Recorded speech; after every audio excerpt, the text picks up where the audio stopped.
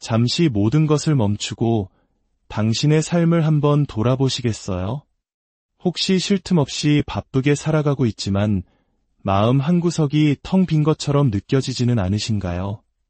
매일 무언가를 위해 애쓰고 노력하지만 진정한 열매나 기쁨보다는 지쳐만 가는 자신을 발견하고 있지는 않으신가요? 오늘 이 이야기가 바로 그런 당신을 위한 하나님의 따뜻한 초대장일지도 모릅니다. 이 메시지를 듣기 전 잠시 시간을 내어 구독과 좋아요를 눌러주세요. 여러분의 작은 손길이 이 귀한 말씀이 더 많은 영혼에게 닿게 하는 통로가 됩니다. 이 영상을 다른 이들에게 공유하는 당신의 삶에 하나님의 풍성한 은혜와 축복이 가득하기를 기도합니다. 자, 이제 우리 영혼의 가장 깊은 곳을 울리는 이야기 속으로 함께 들어가 보겠습니다. 우리 중 많은 이들이 신앙생활을 하면서 큰 착각에 빠지곤 합니다. 바로 바쁘게 무언가를 하는 것이 곧 열매 맺는 삶이라는 생각입니다. 더 많은 예배에 참석하고 더 많은 봉사를 하고 더 많은 사역에 참여하면 하나님께서 기뻐하실 것이라 믿습니다. 물론 그 마음은 귀한 것입니다. 하지만 분주한 활동 자체가 하나님과의 깊은 관계를 보장해주지는 않습니다. 때로는 수많은 종교적 활동 속에서도 우리의 영혼은 점점 더 메말라 갈 수 있습니다. 마치 기계처럼 의무감에 움직일 뿐 그 안에서 살아계신 하나님을 인격적으로 만나지 못하는 것입니다. 수년 전 한 목회자가 있었습니다. 그는 자신의 사무실에 들어가 문을 잠그고 때로는 12시간, 길게는 24시간 동안 오직 예수님과만 함께하는 시간을 가졌습니다. 세상과 단절된 채 그는 성령님의 임재 안에서 깊은 기도의 시간을 보냈습니다. 아침에 사무실에 들어서면 마치 성령께서 이미 그를 기다리고 계셨던 것처럼 느껴졌고, 문을 닫아라. 오늘 하루 종일 너와 함께 있고 싶다고 말씀하시는 것 같았습니다. 그는 그렇게 수많은 시간을 주님과 함께 보냈습니다. 하지만 어느 날 문득 죄책감이 밀려왔습니다. 처리해야 할 다른 일들이 산더미처럼 쌓여 있었기 때문입니다. 심지어 주변 사람들조차 왜 그렇게까지 기도에만 매달리나요? 그렇게 기도만 하는 것은 좀 이상하지 않나요? 라며 이해하지 못하는 눈빛을 보내기도 했습니다. 하지만 그의 내면 깊은 곳에서는 멈출 수 없는 외침이 있었습니다. 하나님, 저는 당신의 임재 없이는 단 하루도 살 수 없습니다. 가능한 한 많은 시간을 당신과 함께 보내야만 합니다. 그렇게 죄책감과 싸우며 기도하던 어느 날 하나님께서 그의 마음에 아주 선명하게 말씀하셨습니다. 지금으로부터 약 10년 전의 일입니다. 아들아, 만약 내가 지금 나와 함께하는 이 시간을 갖지 않는다면 너는 앞으로 내가 너를 통해 하고자 하는 일들을 결코 감당할 수 없을 것이다. 그 순간 그는 깨달았습니다. 아무도 자신의 이름을 알아주지 않던 시절 그저 하나님 한 분만을 갈망하며 그분과 단둘이 보냈던 그 시간들이 결코 낭비가 아니었음을 말입니다. 그 시간은 미래의 사역을 위한 가장 중요한 준비 과정이었던 것입니다. 하나님과의 깊고 친밀한 교제, 그분의 임재를 연습하는 그 시간을 통해 그의 영혼은 단단해지고 있었습니다. 그리고 놀라운 일이 일어나기 시작했습니다. 그가 기도할 때 기적이 일어났고 아픈 사람들이 치유되었습니다. 20년 동안 상담을 받아도 해결되지 않던 마음의 상처들이 단 5분 만에 온전히 회복되는 역사가 나타났습니다. 이것이 바로 하나님과의 친밀함에서 흘러나오는 진정한 열매였습니다. 우리 삶에서 겪는 어떤 장애물이나 어려움도 이겨낼 힘을 주시기 위해 하나님께서는 우리에게 성령님을 보내주셨습니다. 예수 그리스도를 믿는 당신에게 성령님은 당신의 조력자여, 이로자여, 인도자이며 모든 진리 가운데로 당신을 이끌고 삶의 모든 상황에서 승리하도록 돕는 스승이십니다. 한 집회에서 있었던 일입니다. 한 여성은 깊은 절망과 분노, 우울감에 빠져 있었습니다.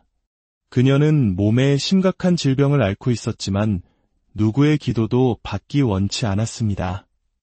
병원에서는 담낭 제거 수술까지 받았지만 증세는 조금도 나아지지 않았습니다. 수많은 사람들이 그녀를 위해 기도했지만 아무런 효과가 없었고 그녀는 결국 하나님은 나를 사랑하지 않아. 내 고통에 아무런 관심도 없으셔라며 낙심한 상태였습니다. 바로 그때 성령께서 한 사역자의 마음을 움직여 그녀에게 다가가 기도하게 하셨습니다. 처음 그녀는 완강히 거부했습니다. 저는 하나님이 저를 고치실 수 있다고도 고치기 원하신다고도 믿지 않아요. 하지만 사역자는 말했습니다. 자매님의 감정이 어떻든 하나님은 그 감정보다 훨씬 더 크신 분임을 저는 믿습니다. 잠시 저를 위해 기도하게 해주세요. 그리고 그가 기도하기 시작했을 때 성령의 능력이 강하게 임했습니다. 그는 그 여성을 짓누르던 질병의 권세를 꾸짖고 떠나가라 명했습니다. 놀랍게도 30분 안에 그 여성은 모든 고통에서 완전히 해방되었고 치유되었으며 자유를 얻었습니다.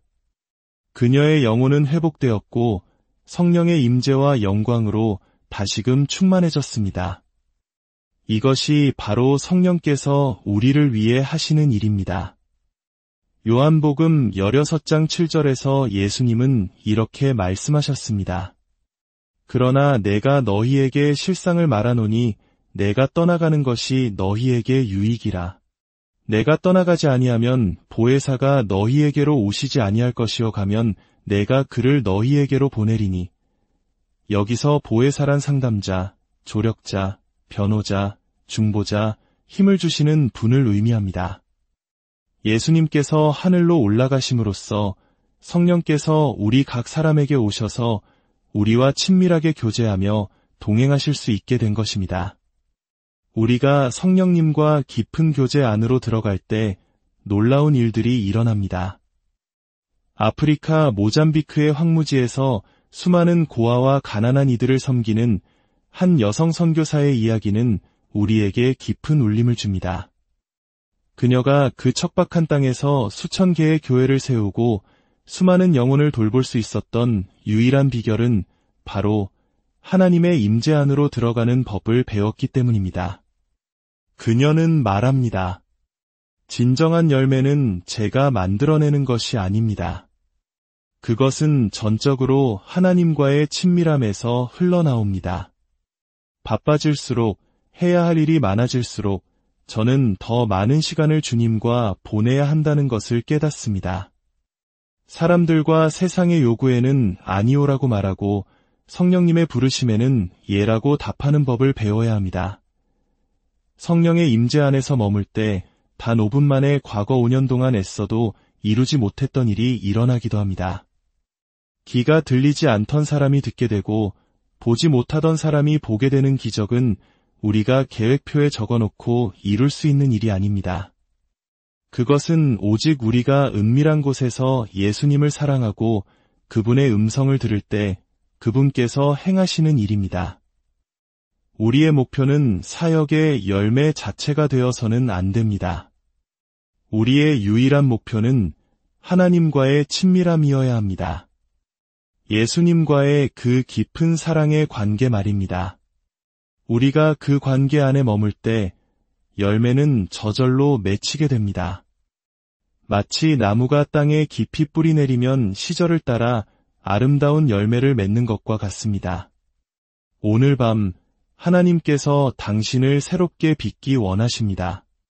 마치 꽉 묶인 신발끈을 하나하나 풀어주시듯 당신을 올가매고 있던 모든 것들로부터 자유롭게 하길 원하십니다.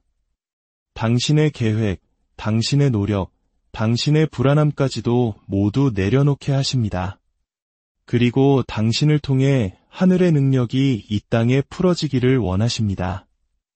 예수님께서 가르쳐 주신 기도처럼 뜻이 하늘에서 이루어진 것 같이 땅에서도 이루어지이다. 우리는 하나님의 뜻이 이 땅에 이루어지는 통로, 즉 하늘의 문이 되도록 부름받았습니다.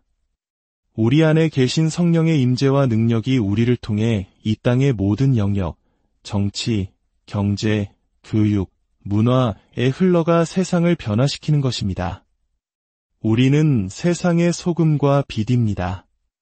혹시 당신은 다른 사람의 삶을 부러워하며 자신을 비교하고 있지는 않나요?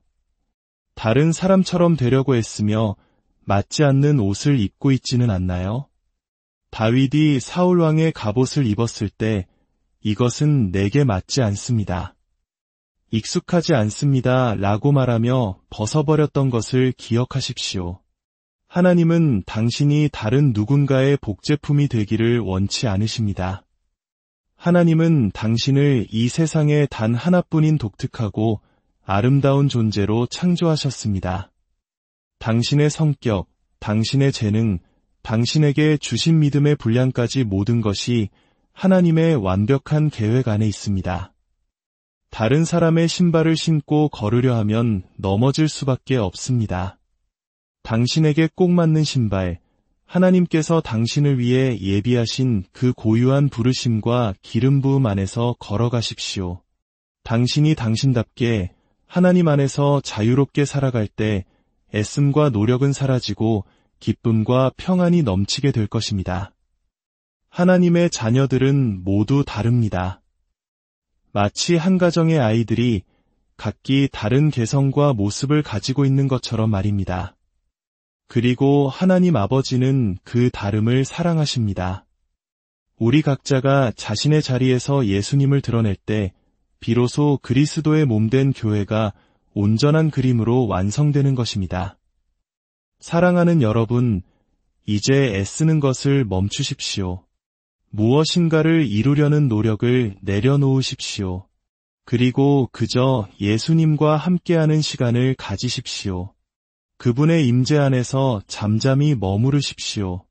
당신이 그분과의 친밀한 사랑의 관계를 최우선으로 삼을 때 당신의 삶을 통해 순결하고 아름다운 생명의 열매들이 맺히기 시작할 것입니다. 이제 잠시 눈을 감고 함께 기도하겠습니다. 사랑의 하나님 아버지, 오늘 우리에게 말씀해 주시니 감사합니다. 세상의 분주함 속에서 하나님과의 친밀한 관계를 잃어버렸던 저희의 모습을 회개합니다.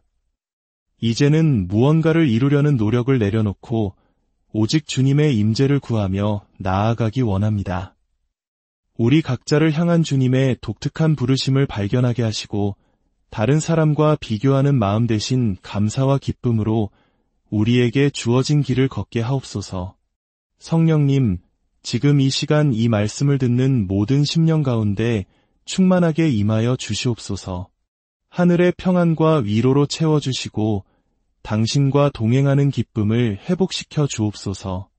우리 주 예수 그리스도의 이름으로 기도합니다.